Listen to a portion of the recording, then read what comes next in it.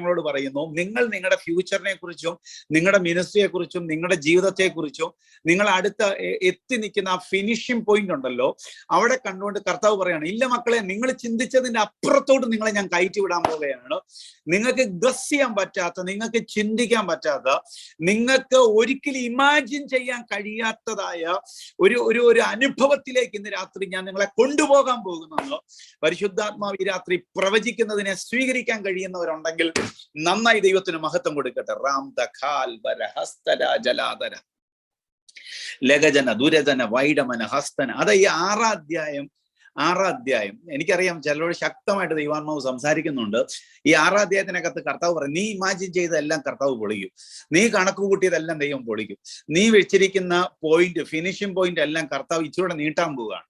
നീ നിന്നെക്കുറിച്ച് ചിന്തിച്ചു വെച്ചിരിക്കുന്ന പ്ലാനും പദ്ധതികളും എല്ലാം കർത്താവ് പൊളിക്കാൻ പോവുകയാണ്. എന്നിട്ട് ദൈവത്തിന്റെ ഒരു മാസ്